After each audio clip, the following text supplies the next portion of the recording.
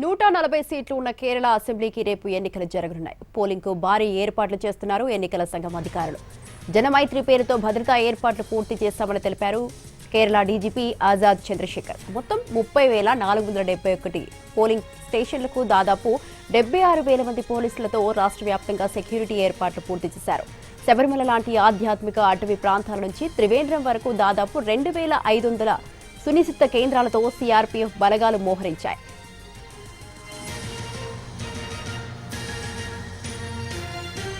త్రిశూరు, పాలక్కాడ్, కన్నూరు జిల్లాలో ప్రచారం సమయంలో జరిగిన గొడవలను దృష్టిలో ఉంచుకొని వందల సంఖ్యలో ముందస్తు అరెస్టులు చేశామని చెబుతున్న కేరళ డీజీపీ ఆజాద్ చంద్రశేఖర్ తో మా ప్రతినిధి దినకర్ ఫేస్ టు ఫేస్. కేరళంలో మరికొద్ది గంటల్లో ఎన్నికలు జరగబోతున్నాయి.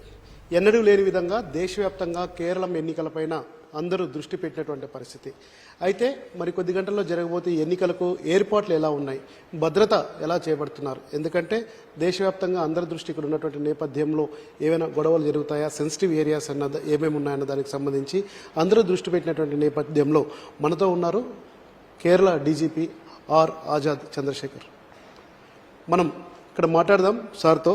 ప్రస్తుతం మరికొద్ది గంటల ఎన్నికలు జరగబోతున్నటువంటి నేపథ్యంలో ఏర్పాట్లు ఎలా చేస్తున్నారు? ఎందుకంటే సెన్సిటివ్ ఏరియాస్ ఉన్నాయి, అప్పీ హిల్స్ ఏరియాస్ ఉన్నాయి, మరికొన్ని క్షేత్రస్థాయిలోకి వెళ్తే చాలా అటవీ ప్రాంతాలు ఉన్నాయి. సో ఎన్నికలు సజావుగా సాగడానికి ఎలాంటి ఏర్పాట్లు చేశారు సార్? నమస్కారం. కేరళ రేపు కేరళలో ఎలక్షన్ జరగబోతుంది. దానికి సంబంధించి మాకు 30,471 పోలింగ్ స్టేషన్స్ ఏర్పాటు చేశాం. దానికి అవసరం ఉన్న పోలీస్ బందోబస్తుని ఎలాబరేట్ సెక్యూరిటీ ప్లాన్ మేము తయారు చేసాం. 76,000 మంది పోలీసు ఉద్యోగస్తులు వాళ్ళని మేము మొబిలైజ్ చేసాం, which includes special police officers also 26,000. And మాకు 140 కంపెనీలు సిఏపిఎఫ్ కూడా ఎలక్షన్ కమిషన్ బాగా వచ్చినవి. వీళ్ళందరినీ మేము ఒక ఎలాబరేట్ సెక్యూరిటీ ప్లాన్ తయారు చేసి దాంట్లో డిప్లాయ్ చేస్తాం. దానికి ఎలక్షన్స్ ముందుగా we have prepared a very extensive exercise of taking preventive action against all the anti-social elements, executed more than 3,000 NW warrants in this MCC period itself.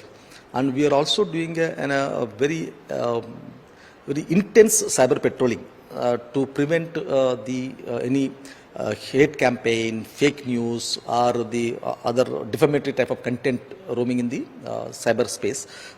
దాంట్లో కూడా మేము strong action తీసుకుంటున్నాం. దాంట్లోని we have taken more than 500 cases in this regard. And the అటవీ ప్రాంతాలు లేదంటే మాకు యాక్చువల్గా 2,500 క్రిటికల్ బూత్స్ ఉన్నాయి. వాటిని కవర్ చేయడం కోసం మేము సెంట్రల్ ఆర్మ్డ్ పోలీస్ ఫోర్సెస్ని డిప్లాయ్ చేస్తున్నాము. దాంతోపాటుగా ఈ 2,500 బూత్లలోని వాటికి చాలా బూతులు అటవీ ప్రాంతాలు ఉన్నాయి కాబట్టి అక్కడ ప్రత్యేకమైన సురక్షా క్రమీకరణలు ఏర్పాటు చేసాం. మా యొక్క ఎస్ఓజీని డిప్లాయ్ చేసాం, ప్లస్ దాంతోపాటుగా సిఏపిఎఫ్ని డిప్లాయ్ చేసాం. అక్కడ అన్ని చోట్ల కూడా పబ్లిక్కి సెక్యూరిటీని ఎన్ష్యూర్ చేసే విధంగా మేము కంటిన్యూస్గా conducted route marches, flag marches and also we have a very important exercise called Janamaithri police. దాంట్లో భాగంగా పబ్లిక్తోని మాకు మంచి రిలేషన్ ఉంది. We encourage them to be participating in all the policing activities. And here that is quite helpful to us to ensure that we also take care of their security aspects of these people, those who are living in the far-flung areas. State election commission Kelkar గారితో కూడా మేము మాట్లాడడం జరిగింది. వారు 85% polling percentage చేయడానికి మేము అన్ని ప్రయత్నాలు చేస్తున్నారు. మీ జనమైత్రి కాన్సెప్ట్ కూడా అంటే గత ఎలక్షన్స్లో 75% దాటినటువంటి పరిస్థితి ఉంది. సో ఈసారి మీరిద్దరు కలిసి ఏమైనా ఒక జాయింట్గా ఏదైనా చేస్తున్నారా? ఎలా ఓటింగ్ పర్సెంటేజ్ పెంచడానికి ఏమన్నా ఒక ప్లానింగ్ ఏమైనా ఉందా సార్? ఓటింగ్ పర్సెంట్ పెంచడం కోసం first of all free, fair, transparent, పీస్ఫుల్గా ఉంటే కనుక ఆటోమేటిక్గా జనాలకి అవి వచ్చి ఓటింగ్ చేయడానికి అవకాశం ఉంటుంది. మా సిఇఓ గారు ఎలక్షన్ కమిషన్ ఆఫ్ ఇండియా నుంచి కూడా అద్భుతమైన ప్రచారం చేయడం, వాళ్ళు జనాల్ని ఎంకరేజ్ చేయడం, అది చాలా బాగుంది. ఆ ఉత్సాహం డెఫినెట్గా అది ఇంక్రీజ్డ్ పోలింగ్ పర్సెంటేజ్లో కనిపిస్తుందనే నాకు నమ్మకం ఉంది.